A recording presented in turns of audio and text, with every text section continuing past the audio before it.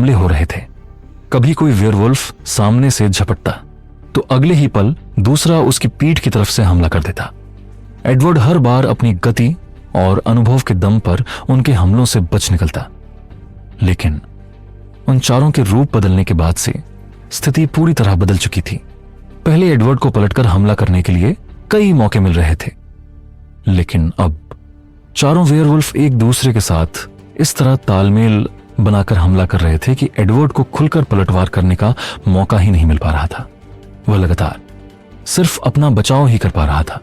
एक हमला, फिर दूसरा, फिर तीसरा, और हर बार एडवर्ड को अपनी पूरी गति का इस्तेमाल करके उनकी पकड़ से निकलना पड़ रहा था।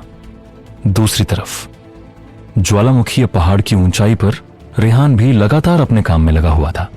वह एक के बाद एक काले रंग के डार्क एलिमेंट मैजिक कोर उठाकर अपनी बड़ी स्पेस वाली स्टोरेज रिंग में डाल रहा था।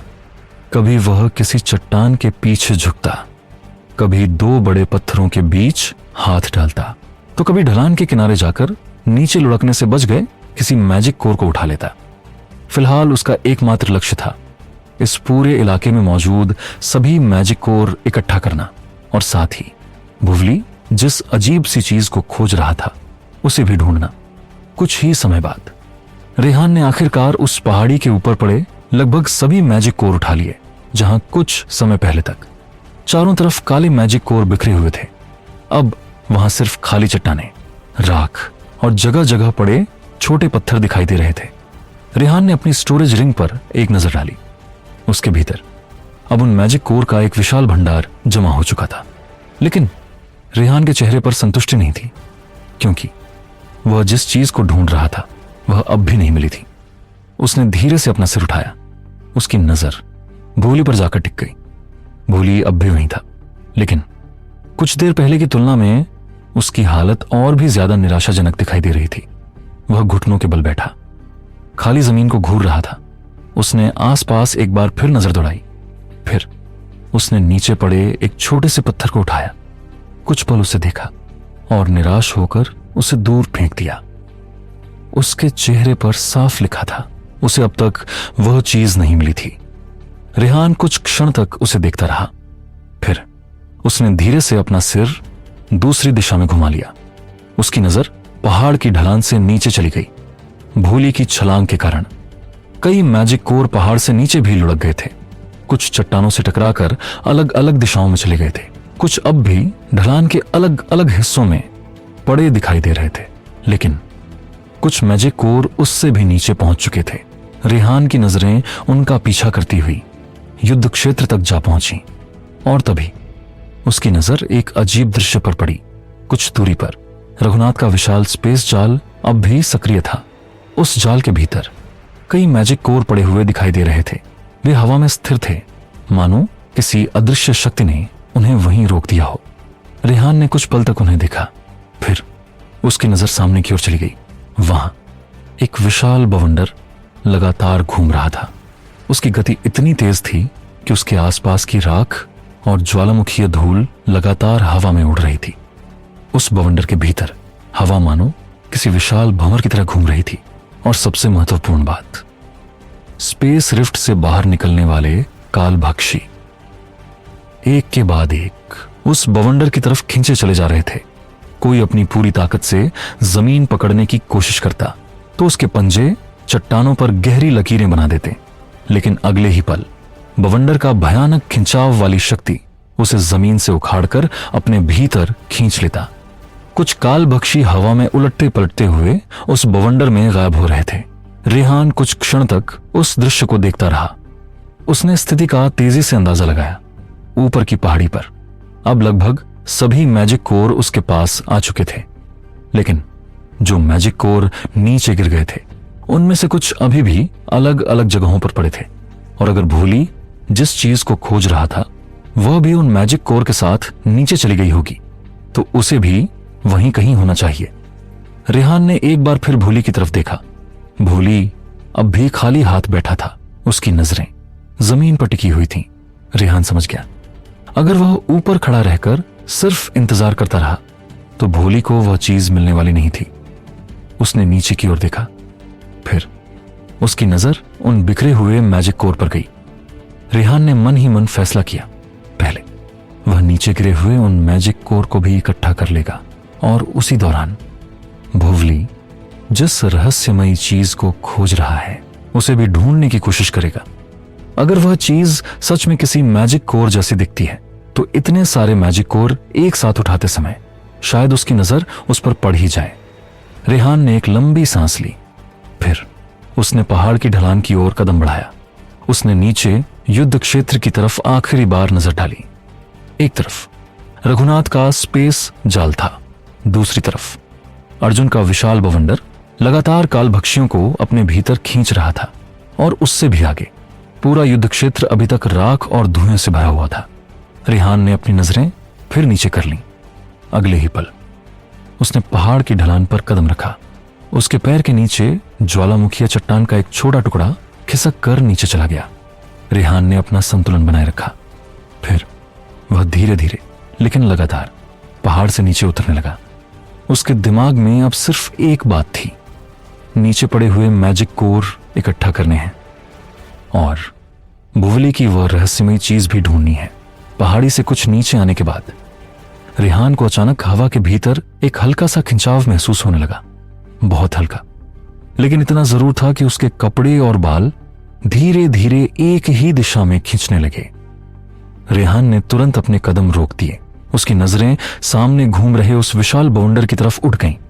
उसे अब समझ आ गया था, जितना वह नीचे की तरफ जा रहा था उतना ही उस बवंडर का खिंचाव उसके ऊपर बढ़ता जा रहा था।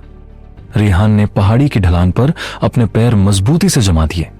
उसने अपना संतुलन बनाए रखा और फिर अपनी नजरें तेजी से आसपास बिखरे हुए मैजिक कोर पर दौड़ा दी। उसकी नजर एक एक मैजिक कोर को पहचानने लगी। कुछ राख के बीच पड़े थे, कुछ चट्टानों के पास फंसे हुए थे, तो कुछ हवा के खिंचाव के कारण धीरे धीरे अपनी जगह से खिसक रहे थे। रेहान ने मन ही मन तय कर लिया, उसे यहां ज्यादा देर नहीं रुकना था। उसे जितने मैजिक कोर दिखाई दे रहे थे उन्हें जितनी जल्दी हो सके इकट्ठा करना था। अगले ही पल रेहान के पैरों के नीचे अचानक सफेद बिजली के चमकते हुए चाप उभर आए। छोटी छोटी बिजली की धाराएं उसके पैरों के चारों तरफ घूमने लगीं और फिर बादल फटने जैसी एक तेज आवाज पूरे इलाके में गूंज उठी। रेहान उसी जगह से गायब हो चुका था जहां कुछ पल पहले वह खड़ा था। वहां अब सिर्फ धूल और राख का एक घना गुबार रह गया था। रेहान ने अपनी lightning element magic skill lightning speed का इस्तेमाल किया था। उसकी गति अचानक इतनी ज्यादा बढ़ गई कि हवा का वह खिंचाव जो कुछ पल पहले उसे बवंडर की तरफ खींच रहा था अब उसके लिए लगभग गायब हो गया था। रेहान लगभग 2800 किलोमीटर प्रति घंटे की रफ्तार से पहाड़ी की ढलान पर दौड़ने लगा। उसका शरीर सामान्य आंखों के लिए लगभग अदृश्य हो चुका था। सिर्फ सफेद बिजली जैसी चमक एक जगह से दूसरी जगह दिखाई दे रही थी। एक चमक हुई और एक मैजिक कोर गायब। अगले ही पल दूसरी तरफ सफेद बिजली चमकी, वहां पड़ा दूसरा मैजिक कोर भी उसकी स्टोरेज रिंग के अंदर जा चुका था। फिर तीसरा, फिर चौथा, फिर पांचवा। रेहान बिना रुके आसपास गिरे हुए मैजिक कोर को एक एक करके उठाता जा रहा था। हर बार वह एक मैजिक कोर उठाता और उसे अपनी बड़ी स्पेस वाली स्टोरेज रिंग में डाल देता। उसकी गति इतनी तेज थी कि कुछ ही पलों में पहाड़ी की ढलान पर बिखरे हुए मैजिक कोर लगातार कम होने लगे। उधर बादल फटने जैसी वह तेज आवाज सुनकर भोली को अचानक जैसे होश आया। वह अभी तक पहाड़ी के किनारे बैठा हुआ था। उसका पूरा ध्यान अब भी उसी रहस्यमयी चीज को खोजने में लगा था, लेकिन उस तेज आवाज ने उसके विचारों का सिलसिला अचानक तोड़ दिया। भोली ने झटके से अपना सिर घुमाया और अगले ही पल वह जो कुछ देख रहा था उसे देखकर उसकी आंखें फैल गईं। उसे कोई इंसान दिखाई नहीं दे रहा था, कोई शरीर नहीं, कोई आकृति नहीं, कुछ भी नहीं, सिर्फ सफेद बिजली जैसी चमक। एक पल वह चमक पहाड़ी के एक हिस्से में दिखाई देती और अगले ही पल दूसरे हिस्से में, इतनी तेजी से कि भोली की नजरें सिर्फ उस चमक का पीछा करने में मुश्किल महसूस कर रही थीं। भोली धीरे धीरे उठकर खड़ा हो गया। उसकी नजरें लगातार उसी सफेद चमक का पीछा कर रही थीं। उसने अपने आसपास भी देखा, लेकिन उसके आसपास कोई दिखाई नहीं दे रहा था। भोली की भौहें धीरे धीरे सिकुड़ने लगीं।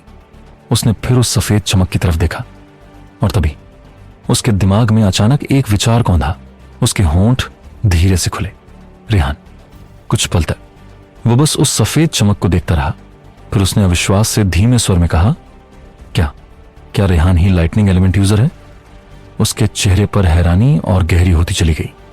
लेकिन अगले ही पल उसके दिमाग में एक और सवाल उठा। और उसके पास तो भोली की नजरें कुछ पल के लिए नीचे झुक गईं। फिर उसने दोबारा उस सफेद बिजली की चमक को देखा। इन्फर्नल फ्लेम फायर एलिमेंट है? उसकी आवाज में अब साफ उलझन थी। तो फिर वह कुछ पल के लिए रुक गया, मानो उसके पास आगे कहने के लिए भी शब्द नहीं थे। फिर उसने बहुत धीमे स्वर में कहा, लाइटनिंग एलिमेंट। भोली पूरी तरह हैरान था। उसकी समझ में नहीं आ रहा था कि आखिर यह कैसे संभव हो सकता है। एक ही व्यक्ति के पास आखिर दो दो मैजिक एलिमेंट कैसे हो सकते थे? आखिर रेहान के पास यह लाइटनिंग एलिमेंट आया कहां से? भुवली कुछ पल तक बिना कुछ बोले उसी दिशा में देखता रहा। लेकिन तभी उसके दिमाग में अचानक अपने पिता की कही हुई वह भविष्यवाणी कौंध गई। वह भविष्यवाणी जिसे उसने अपने पिता के मुंह से उनके आखिरी वक्त में सुना था। उस समय शायद उसके शब्दों का असली अर्थ उसे समझ नहीं आया था, क्योंकि इस दुनिया में एक सिंपल सा नियम था, एक व्यक्ति और एक मैजिक एलिमेंट। लेकिन अभी रेहान को अपनी आंखों के सामने इस तरह लाइटनिंग एलिमेंट का इस्तेमाल करते देखकर भोली के दिमाग में जैसे सब कुछ अचानक जुड़ गया। उसकी आंखों में मौजूद हैरानी धीरे धीरे एक अजीब सी चमक में बदल गई। उसने एक बार फिर रेहान की दिशा में देखा। इस बार उसकी नजरों में सिर्फ हैरानी नहीं थी, बल्कि एक ऐसा भाव था मानो उसने अपने सामने किसी बहुत बड़े रहस्य की झलक देख ली हो। भोली के होंठ धीरे धीरे खुले और फिर उसने बेहद धीमी आवाज में बुदबुदाया, महान पूर्वज का। वह कुछ पल के लिए रुका। उसकी नजरें अब भी उसी सफेद बिजली की चमक पर टिकी थीं, जो पहाड़ी के नीचे यहां वहां नाच रही थी। फिर उसने बहुत धीमे स्वर में कहा, महान पूर्वज का सच्चा वंशज आ गया है नीचे। रेहान अब एक पल भी रुकने वाला नहीं था। उसकी लाइटनिंग स्पीड के कारण उसका शरीर पहाड़ी की ढलान पर सफेद बिजली की एक चमक की तरह दौड़ रहा था। जहां जहां उसकी नजर पड़ती वहां पड़ा हुआ हर मैजिक कोर अगले ही पल उसकी स्टोरेज रिंग के भीतर गायब हो जाता। 1, 2, 10 फिर दर्जनों। रेहान ने पहाड़ी की ढलान पर अटके हुए लगभग सभी मैजिक कोर बेहद तेजी से उठा लिए। उसकी रफ्तार इतनी ज्यादा थी कि मैजिक कोर उठाने के लिए उसे रुकने की जरूरत तक नहीं पड़ रही थी। वह दौड़ते हुए ही एक एक करके उन्हें अपनी स्टोरेज रिंग में डालता जा रहा था। कुछ ही क्षणों में पहाड़ी की ढलान पर बिखरे सभी मैजिक कोर साफ हो चुके थे। रेहान ने आखिरी मैजिक कोर को उठाकर उसे भी अपनी स्टोरेज रिंग में डाल दिया। फिर उसकी नजर नीचे की तरफ चली गई। वहां पहाड़ी से काफी नीचे रघुनाथ द्वारा बनाया गया विशाल स्पेस जाल दिखाई दे रहा था। उस जाल के भीतर कई मैजिक कोर अब भी पड़े हुए थे। रेहान की आंखों में तुरंत चमक आ गई। अब उसने मन ही मन सोचा, वहां के भी सारे मैजिक कोर उठा लेता हूं। लेकिन उसे वहां तक पहुंचने के लिए पहाड़ी से नीचे उतरने की जरूरत नहीं पड़ी। उसकी लाइटनिंग स्पीड और उस स्पेस कंप्रेस के साथ उसके आसपास का स्पेस हल्का सा मुड़ने लगा। अगले ही पल उसके सामने की दूरी जैसे अचानक सिकुड़ गई, मानो उसके और नीचे मौजूद उस जगह के बीच के कई 100 मीटर एक ही पल में सिमट कर कुछ कदमों जितने रह गए हों। रेहान के कदम आगे बढ़े और अगले ही क्षण वो पहाड़ी की ऊंचाई से सीधे नीचे पहुंच चुका था। उसे वहां तक पहुंचने में 1 सेकंड का भी समय नहीं लगा। सफेद बिजली की एक तेज चमक हुई और रेहान सीधे रघुनाथ के बनाए हुए स्पेस जाल के अंदर दिखाई दिया। रेहान की नजरें एक पल में पूरे इलाके पर घूम गईं। उसने अपनी स्टोरेज रिंग की तरफ देखा, फिर सामने बिखरे हुए मैजिक कोर की तरफ। अगले ही पल उसके पैरों के नीचे फिर से सफेद बिजली चमक उठी और रेहान एक बार फिर अपनी जगह से गायब हो गया। चैप्टर एक शैतान की आहट। रेहान अपनी लाइटनिंग स्पीड के साथ उस विशाल स्पेस जाल के भीतर लगातार घूम रहा था। उसकी रफ्तार इतनी तेज थी कि कुछ ही पलों में जाल के भीतर मौजूद कई मैजिक कोर उसकी स्टोरेज रिंग में जा चुके थे। वह एक के बाद एक मैजिक कोर उठाता और बिना रुके आगे बढ़ जाता। लेकिन तभी रेहान की नजर अचानक एक ऐसे मैजिक कोर पर पड़ी जो बाकी सभी से थोड़ा अलग था। उसके कदम एक पल के लिए थम गए। उसकी नजरें उसी मैजिक कोर पर टिक गईं। वो मैजिक कोर आकार में बाकी मैजिक कोर से थोड़ा सा बड़ा था, लेकिन सिर्फ उसका आकार ही अलग नहीं था बल्कि उसका रंग भी बाकी मैजिक कोर जैसा चमकदार काला नहीं था।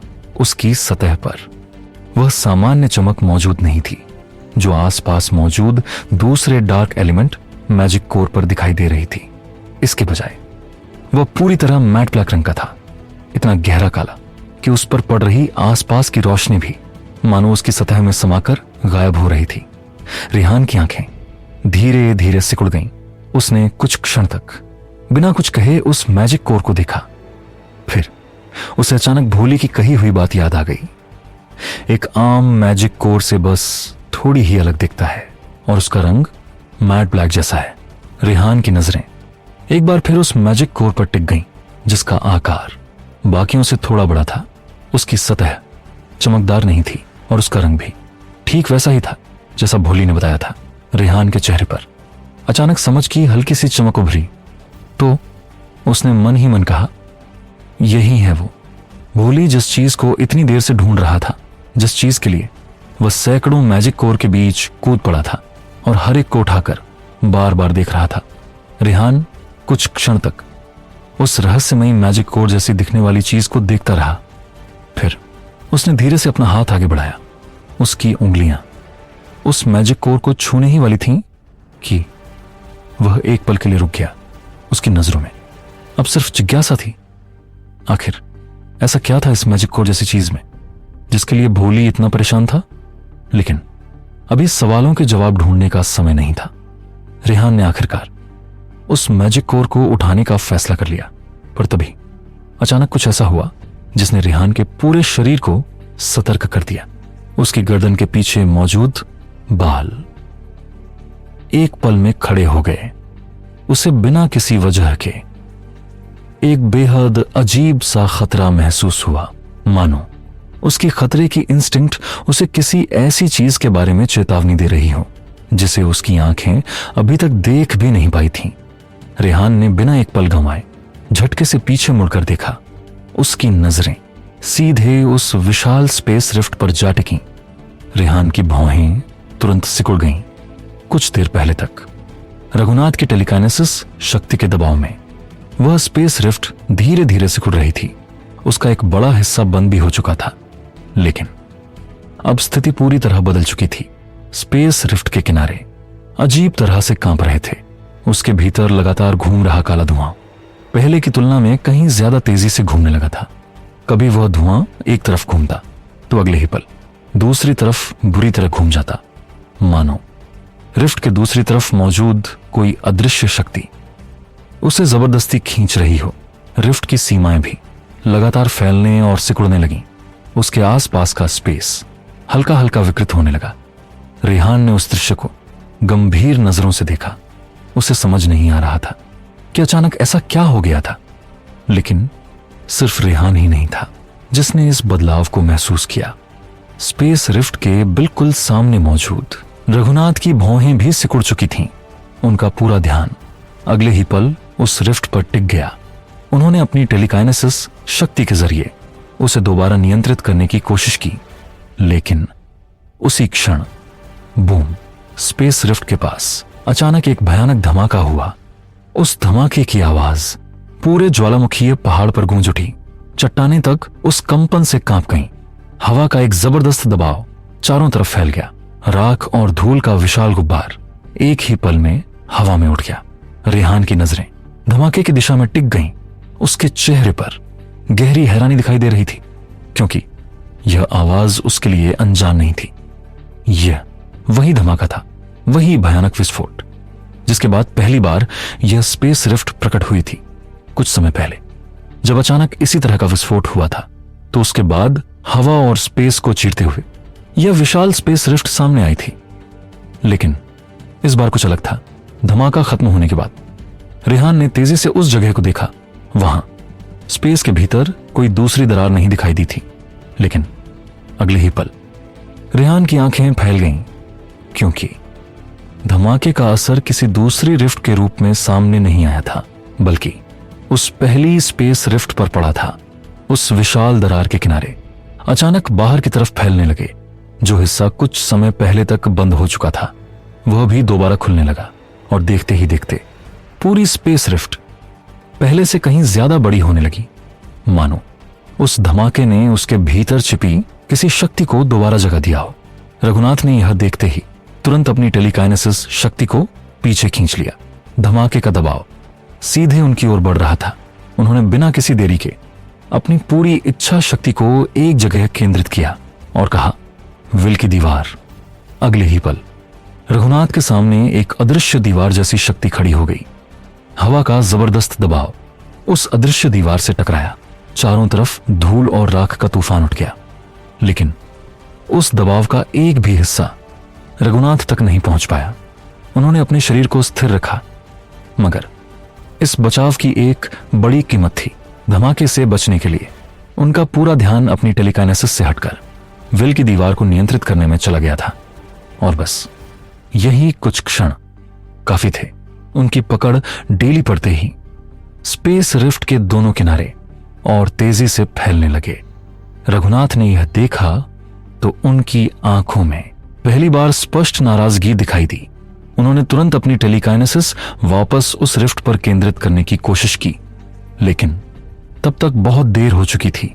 जो स्पेस रिफ्ट कुछ समय पहले धीरे धीरे बंद हो रही थी, वह अब उल्टा लगातार फैल रही थी। उसके भीतर मौजूद काला धुआं पहले से कहीं ज्यादा हिंसक तरीके से घूम रहा था, और उस रिफ्ट के आसपास का स्पेस ऐसे कांप रहा था मानो किसी भी क्षण वो पूरी तरह टूटकर बिखर सकता हो। रेहान दूर खड़ा इस पूरे दृश्य को देख रहा था। उसकी आंखें धीरे धीरे सिकुड़ गईं। अभी कुछ ही देर पहले उन्हें लग रहा था कि यह स्पेस रिफ्ट जल्द ही पूरी तरह बंद हो जाएगी, लेकिन अब ऐसा लग रहा था मानो असली मुसीबत अब शुरू हुई थी। तभी अचानक पूरे युद्ध क्षेत्र में एक ऐसी आवाज गूंजी जिसने वहां मौजूद हर व्यक्ति के शरीर को एक पल के लिए सुन्न कर दिया। एक ऐसी भयानक चिंगाड़ जिसकी गूंज ने आसपास के पूरे ज्वालामुखी पहाड़ों को हिलाकर रख दिया। आवाज इतनी ज्यादा तेज और भयावह थी कि ऐसा लग रहा था मानो किसी विशाल दैत्य ने अंधेरे के भीतर से अपनी पूरी ताकत के साथ दहाड़ लगाई हो। चट्टानों के बीच जमा राख तक उस आवाज की कंपन से हवा में उछल गई। कुछ दूर खड़े एक्सपर्ट्स के चेहरे एक ही पल में बदल गए। किसी की आंखें फैल गईं, किसी के चेहरे से खून उतर गया, तो कुछ लोगों के हाथ अनजाने में अपने हथियारों पर कस गए। लेकिन यह सिर्फ डरने वाली आवाज नहीं थी। उस चिंगाड़ के भीतर एक ऐसा दबाव था जिसने वहां मौजूद हर व्यक्ति की रूह तक को हिला दिया था। यहां तक कि ज्वालामुखी पहाड़ के सबसे ऊपरी हिस्से में उसके विशाल मुहाने के पास ध्यान मग्न होकर कल्टीवेशन करते हुए बैठे अग्निराज तक पर उस आवाज का असर हुआ। अग्निराज अब तक आंखें बंद किए पूरी तरह ध्यानमग्न बैठे हुए थे, लेकिन उस चिंगाड़ के गूंजते ही उनकी बंद पलकों में से एक पलक हल्की सी हिल गई, बस एक पल के लिए। लेकिन उनके जैसे व्यक्ति के लिए इतना सा बदलाव भी बहुत कुछ कह रहा था। नीचे लगभग हर व्यक्ति अब एक ही दिशा में देख रहा था, वह दिशा जहां से वह भयानक चिंगाड़ आई थी। किसी को कुछ दिखाई नहीं दे रहा था, लेकिन सबको महसूस हो रहा था कि वह चीज बहुत दूर नहीं थी। रघुनाथ ने धीरे धीरे अपनी मुट्ठियां कस लीं। उनकी उंगलियों के जोड़ तक सफेद पड़ गए। उनकी नजरें लगातार फैलती हुई स्पेस रिफ्ट पर टिकी थीं। उनके चेहरे पर एक ऐसी गंभीरता उतर चुकी थी जो अब तक किसी ने भी शायद ही कभी देखी थी।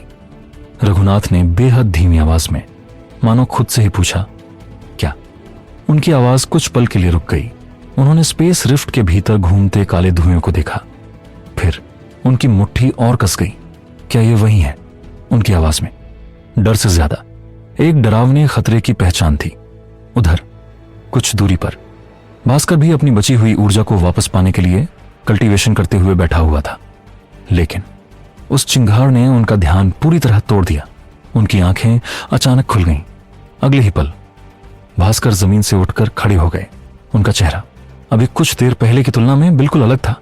न वहां कोई मुस्कान थी, न जीत का संतोष, न ही अपनी मैजिक स्किल पर गर्व, बल्कि उनकी आंखों में साफ दिखाई दे रहा था एक गहरा डर, मानो वह अपने सामने मौजूद किसी ऐसी संभावना को नकारना चाहते हों जिसके बारे में वह पहले से सोच रहे थे। उन्होंने स्पेस रिफ्ट की तरफ देखा। उनकी नजरें उसके भीतर मौजूद काले धुएं पर टिक गईं और उनके चेहरे के भाव जैसे कह रहे थे, कुछ भी हो, लेकिन ये वो नहीं होना चाहिए। भास्कर के साथ अग्निवंश के बाकी के 20 एक्सपर्ट्स भी अब अपनी सारी थकान भूल चुके थे। वे सभी फैली हुई उस स्पेस रिफ्ट को घूर रहे थे। कुछ की आंखों में हैरानी थी तो कुछ के चेहरों पर साफ डर दिखाई दे रहा था, क्योंकि अगर रघुनाथ और भास्कर जैसे अनुभवी लोग भी उस आवाज के बाद इतने गंभीर हो गए थे, तो फिर उस आवाज के पीछे मौजूद चीज सामान्य कालभक्षी जैसा जीव तो बिल्कुल नहीं हो सकता था। और उसी आवाज के स्पेस रिफ्ट से बाहर आने की वजह से अचानक अर्जुन का विशाल टोर्नेडो भी उस भयानक चिंगार की कंपन से बुरी तरह हिल गया। अभी कुछ क्षण पहले तक वह बवंडर लगातार घूम रहा था। उसकी तेज गति के कारण स्पेस रिफ्ट से निकलने वाले सभी कालभक्षी एक के बाद एक उसके भीतर खींचते चले जा रहे थे, लेकिन अब उसकी शक्ति आखिरकार समाप्त हो चुकी थी। बवंडर की गति अचानक धीमी हुई, फिर और धीमी, और अगले ही पल वह पूरी तरह बिखर गया। हवा, धूल और राख चारों तरफ फैल गई। अर्जुन के सामने अब उसका टोर्नेडो नहीं था, लेकिन इस समय अर्जुन का ध्यान अपने टोर्नेडो पर बिल्कुल भी नहीं था। उसकी नजरें सीधे स्पेस रिफ्ट पर टिकी हुई थीं, और जैसे ही वह बवंडर खत्म हुआ, स्पेस रिफ्ट के सामने मौजूद आखिरी बड़ी रुकावट भी हट गई। अब उस विशाल दरार का रास्ता पूरी तरह खुल चुका था। अगले ही पल स्पेस रिफ्ट के ऊपर आमन से अचानक कई सारी काली चमक दिखाई दी। फिर एक के बाद एक असंख्य काले मैजिक कोर आसमान से नीचे गिरने लगे, टप टप। लेकिन कुछ ही पलों में उनकी संख्या इतनी बढ़ गई कि ऐसा लगने लगा मानो आसमान से काले पत्थरों की बारिश हो रही हो। कई सैकड़ों काले चमचमाते हुए मैजिक कोर लगातार नीचे गिरते चले गए। वे वही मैजिक कोर थे जो उन अनगिनत कालभक्षियों ने अपने पीछे छोड़े थे, जिन्हें अर्जुन के उस टोर्नेडो ने कुछ समय पहले ही पूरी तरह नष्ट कर दिया था। लेकिन इतने सारे मैजिक कोर एक साथ स्पेस रिफ्ट के सामने गिरते देखकर अर्जुन की आंखें धीरे धीरे सिकुड़ गईं। उसने ऊपर देखा।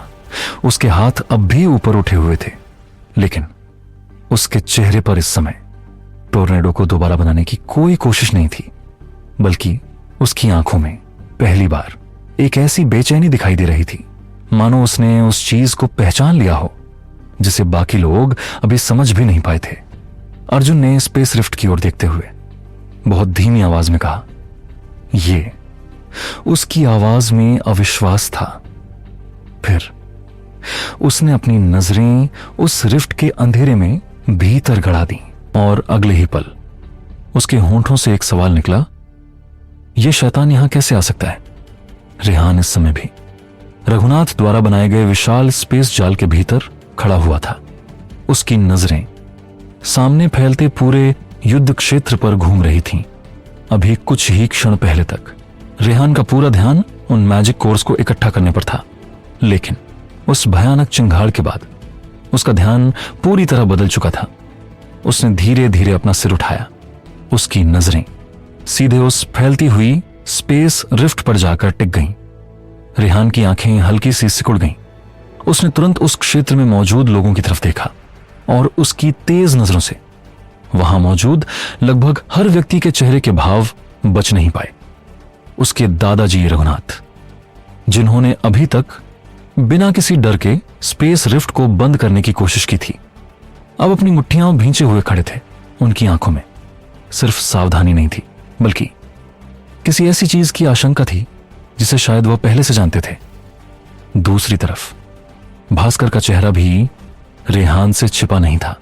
उनकी आंखों में मौजूद बेचैनी और उस चिंगार के बाद अचानक बदल गया उनका हाव भाव। रेहान ने साफ देख लिया था अग्निवंश के बाकी एक्सपर्ट्स भी अब पहले जैसे नहीं लग रहे थे। रेहान की नजर फिर अर्जुन पर गई। अर्जुन भी अब अपने खत्म हो चुके टोर्नेडो की तरफ ध्यान नहीं दे रहा था। उसकी नजरें सीधे उस स्पेस रिफ्ट पर जमी थीं। हमेशा भावहीन रहने वाले उसके चेहरे पर मौजूद गंभीरता रेहान के लिए किसी जवाब से कम नहीं थी। रेहान कुछ पल तक एक एक करके सबके चेहरे देखता रहा। फिर उसकी नजर दोबारा स्पेस रिफ्ट के भीतर चली गई। काला धुआं लगातार घूम रहा था, लेकिन अब उसके भीतर कुछ और भी था। मानो उस अंधेरे के पीछे कोई विशाल चीज धीरे धीरे अपनी मौजूदगी का एहसास करा रही हो। रेहान के शरीर में एक हल्की सी सिहरन दौड़ गई। उसने अपनी उंगलियां धीरे से मोड़ लीं। उसकी आंखों में अब उत्सुकता नहीं बल्कि सावधानी थी। वह समझ चुका था अभी तक जो कुछ भी इस रिफ्ट से बाहर आया था वह सिर्फ शुरुआत थी। जो चीज अब बाहर आने वाली थी वह इतनी भयानक थी कि रघुनाथ जैसे व्यक्ति तक के चेहरे पर गंभीरता आ गई थी।